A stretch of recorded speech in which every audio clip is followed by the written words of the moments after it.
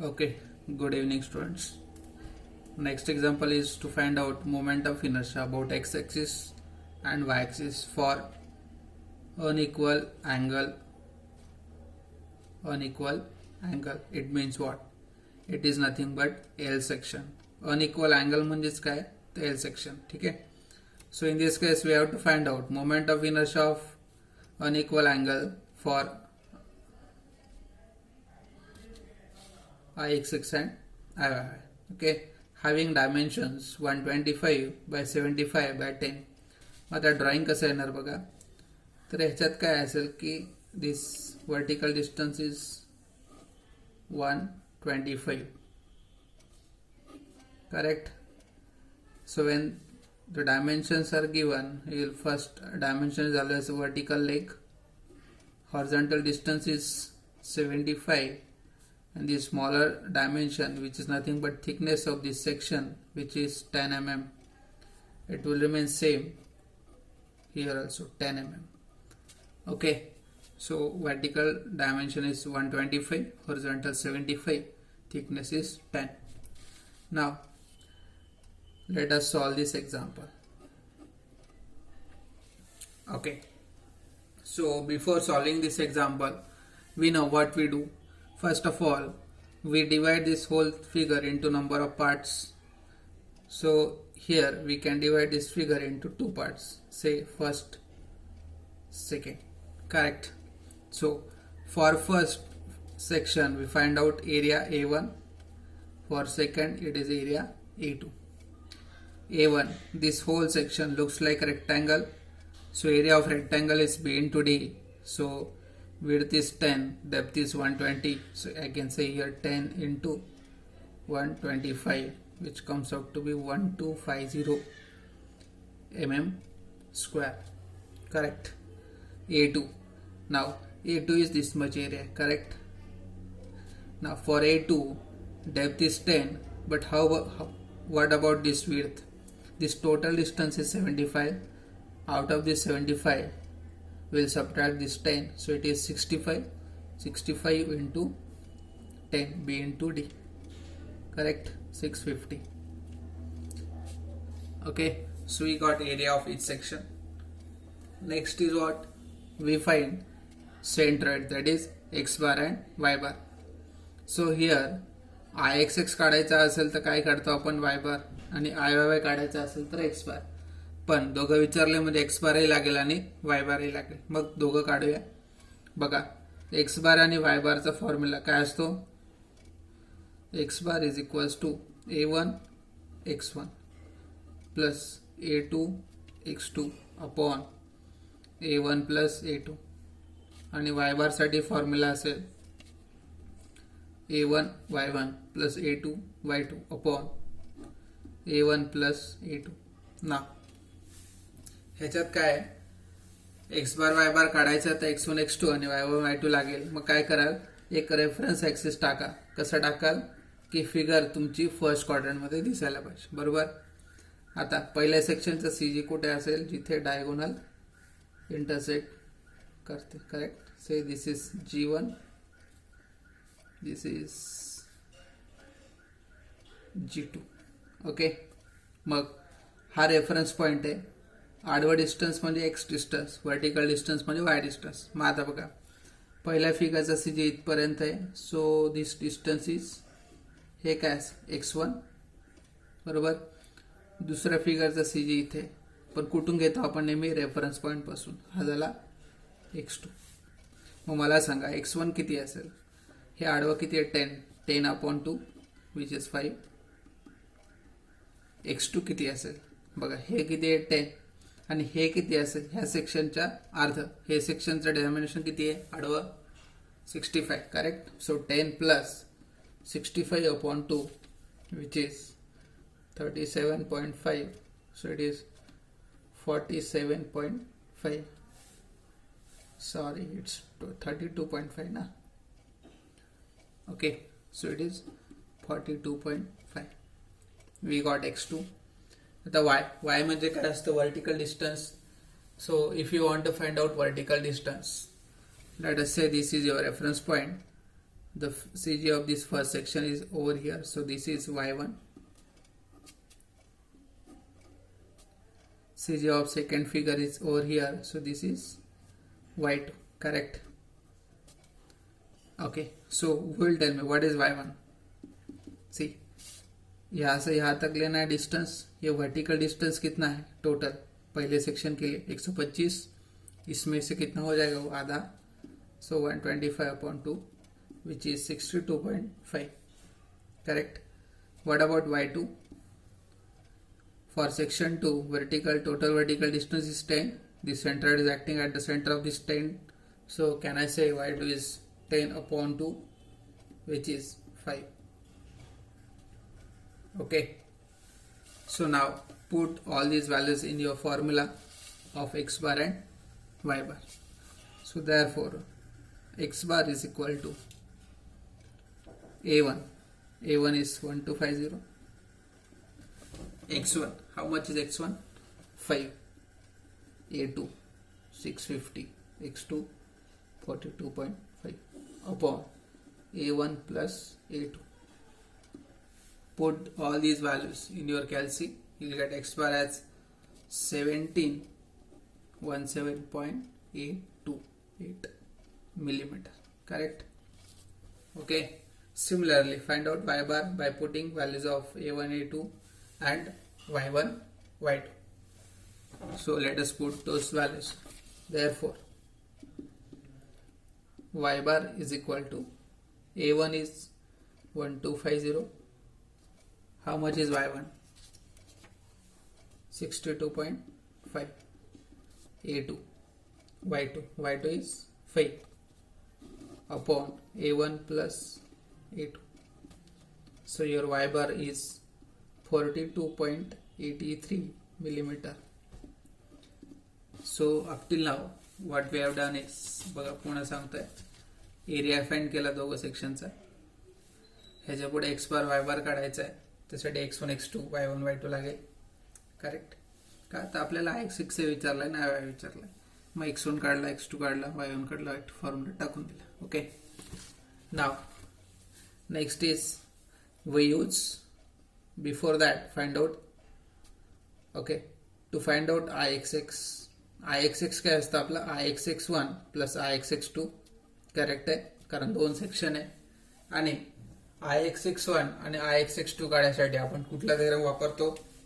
Parallel axis theorem. तो काय असतो? ig1 plus a1 h1 square. ixx2 काय असेल? ig2 plus a2 h2 square. मग आता बघा, ह्याच्यात h1 h2 आहे का आपल्याकडे? नाही. पहिले h1 h2 काढा. कसा काढा h1? जर आपण ix काढत असू तर h काय असतो? y बार मायनस y1. हे लक्षात ठेवायचं, उलट असतं. h2 काय असतो? y बार मायनस y2. आता y बार किती आहे? 42.83. y1 होता 62.5. h1 येईल तुमचा, बघा किती येत आहे,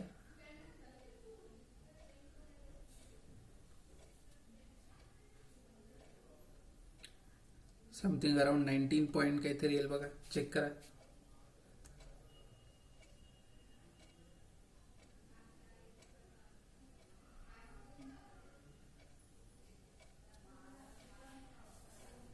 किती येते बघा, पटकन सांगा मला. 42, 20, 62.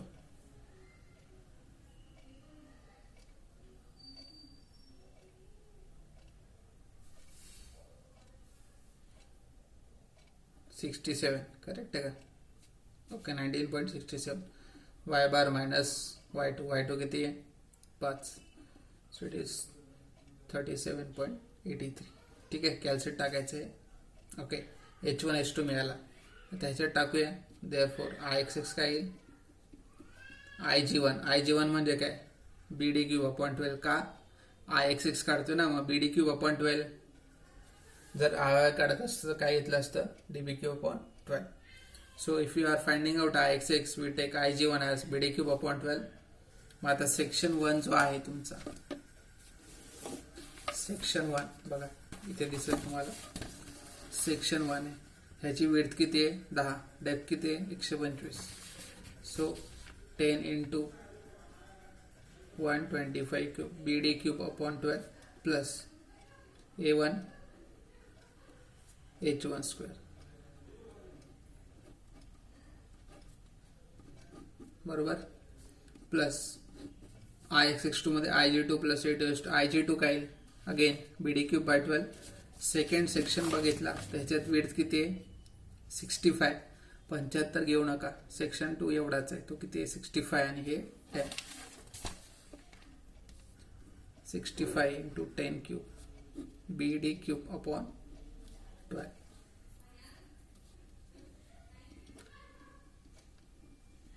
A2 H2 square, correct.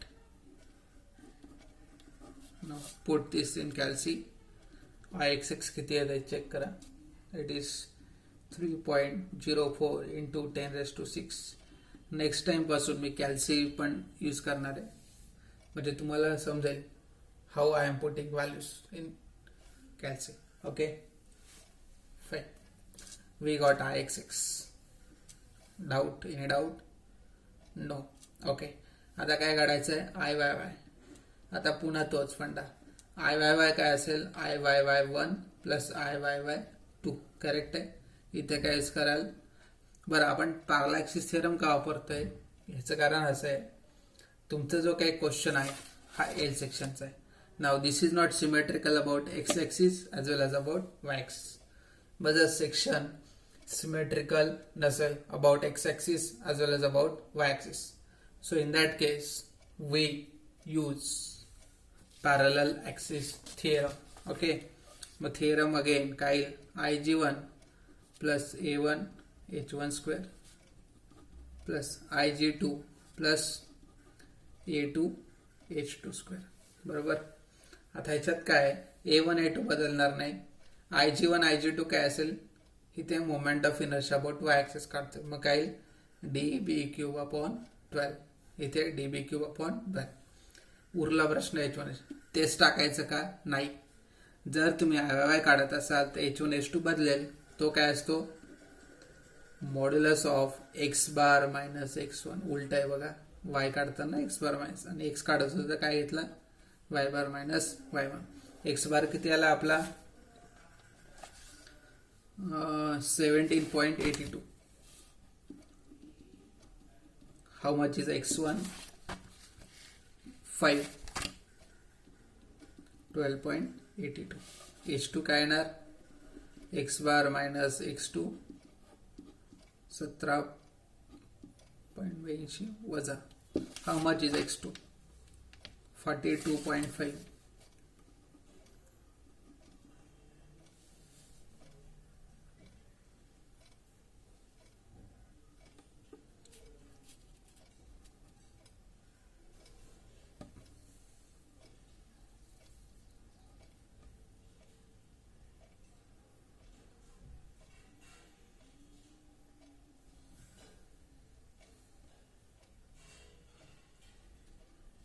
Check करा पूर्ण किती येत आहे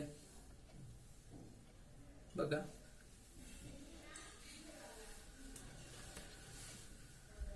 इट्स नियर अबाउट 24.25. चेक करा, हे कॅल्शियम टाकायचं का आम्ही? ठीक आहे. Okay, I think 24.68. चेक करा. Okay, so we got H1 H2. Calcium टाका, सगळे व्हॅल्यू पुट करा. बघा आपण टाकूया आता. ओके, चेक करा बघा. Ig1 काय असतं DB क्यूब अपॉन 12. पहिला सेक्शन बघा, पहिल्या सेक्शनची डेप्थ किती आहे 125, विड्थ किती आहे 10. डेप्थ म्हणजे vertical distance DB cube upon 12 plus A1 H1 किती आला आहे 12.82. त्याचा स्क्वेअर आहे, करेक्ट आहे का? इथे चूक होऊ शकते, स्क्वेअर घ्यायचं विसरतो आपण. अगेन DB क्यूब सेकंड सेक्शनचा बघा, चेक करा. डेप्थ आहे 10, विड्थ आहे 65 नॉट 75.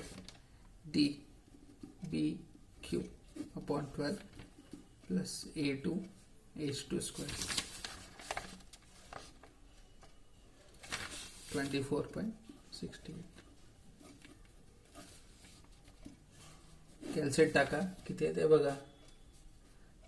840.627 into 10⁻3. चेक करा.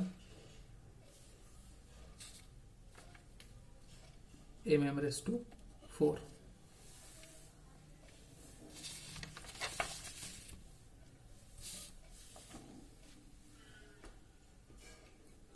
कॅल्क्युलेट टाका आणि चेक करा एकदा.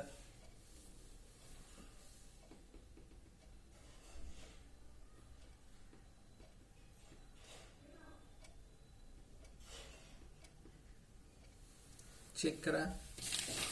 Okay, very good. हा काय होता? IYY. That's it. ह्याच्यापेक्षा वेगळा काहीच येऊ शकणार नाही परीक्षेला. समजलंय? आता आपण लगेच टी सेक्शन घेणार आहे. हा व्हिडिओ पॉज करूया, लेंदी होऊन जाईल आणि मग नेक्स्ट याच्यात. Please subscribe our channel, share it with your friends and like it. Thank you so much.